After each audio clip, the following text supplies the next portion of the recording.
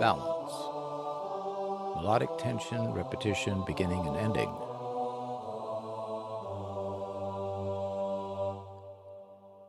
An occasional change in the vertical direction of a cantus firmus creates musical interest, because balance.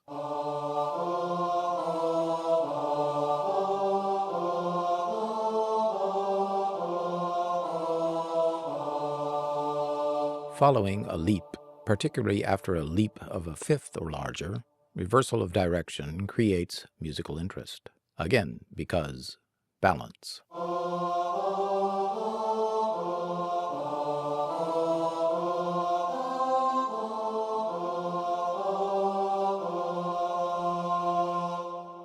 It has been said that unidirectional motion in a cantus firmus should be limited to 5 tones, but it's really relative to the total length of the line. Logically, the longer cantus firmus on top tolerates the 6-tone one-way motion at the end,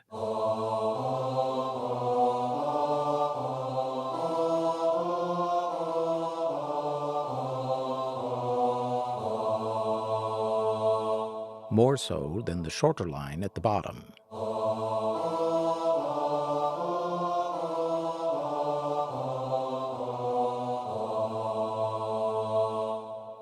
Even when we season a long unidirectional line with a few skips, it is better to break it up with a brief change or changes in vertical direction, because balance. Compare the bland sound of number 1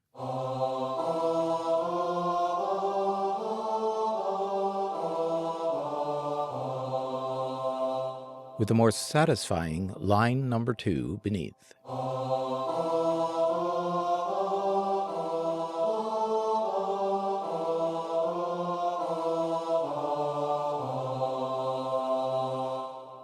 Getting the idea?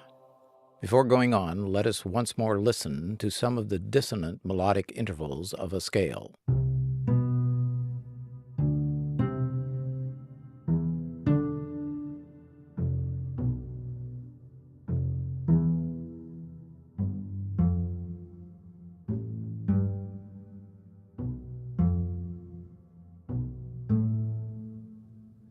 These dissonances were included among the melodic intervals declared unacceptable for use in a cantus, remember? No melodic sevenths of any kind, and no chromatic, diminished, augmented, or compound intervals. The implications are extensive. A mostly conjunct segment that happens to be bounded by the endpoints of one of these dissonant intervals creates unresolved tension. Can you hear the hidden dissonances outlined by the brackets? Listen to number 1.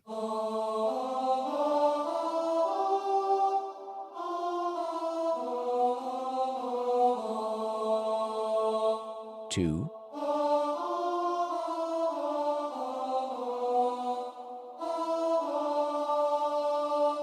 3.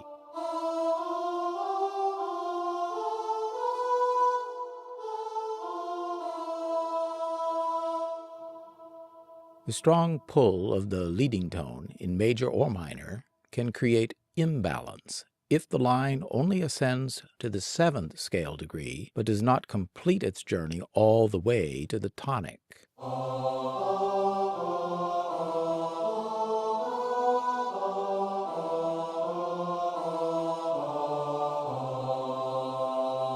In other words, the leading tone should not be made a high point or climax of a line.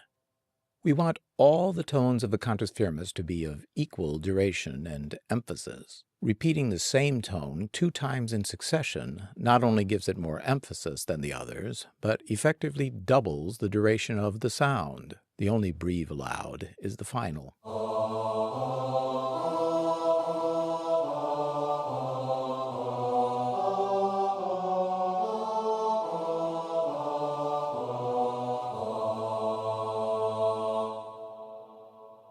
We know not to repeat the climax note. We know that the first and final tone occurs twice. As for the rest, no single tone should receive more emphasis than the others. Repeating the same tone several times throws off the balance of the cantus firmus.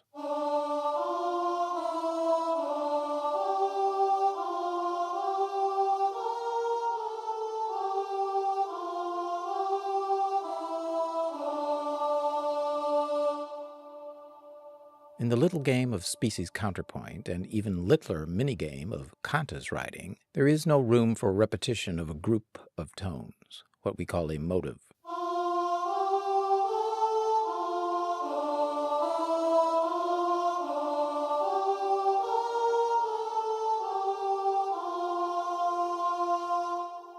Repetition of motives is a tool of composition. Later on, we will go into the application of repetition, but not yet. For the same reason, no sequences are permitted here, though we will deal with both repetition and sequences further down the road. Again, repetition of recognizable groups of notes, as shown here, this is not permitted in a Cantus Firmus.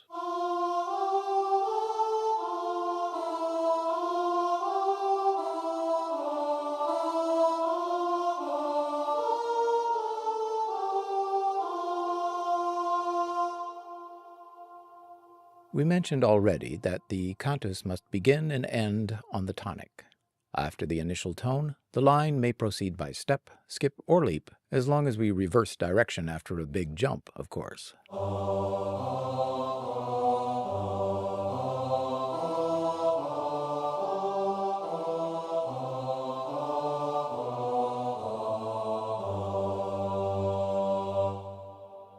Most Cantus Firmi conclude with a descent to the tonic pitch.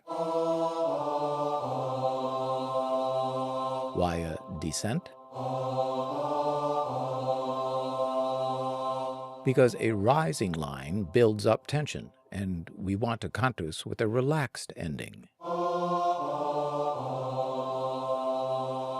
The final tonic of most historical Cantus Firmi is approached from above.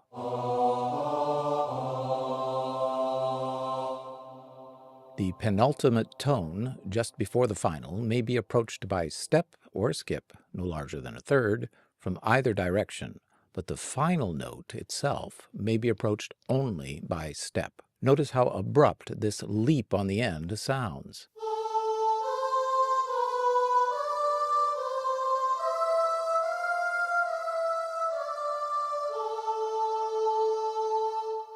The leap leads us to expect the cantus to continue, to fill in the leap, because balance.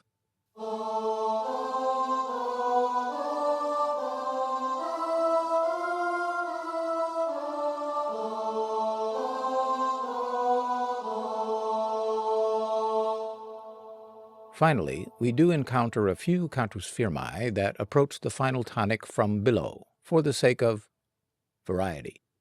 When such a Cantus Firmus is in a minor mode, it resorts to the raised 7th scale degree, and possibly the raised 6th, to avoid that augmented second we know lurks just below the minor tonic.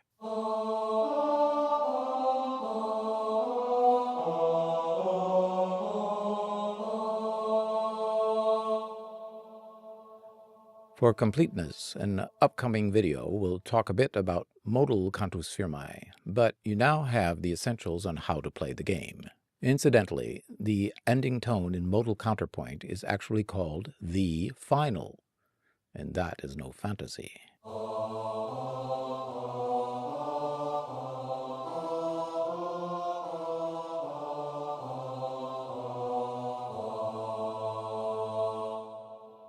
Thank you for watching.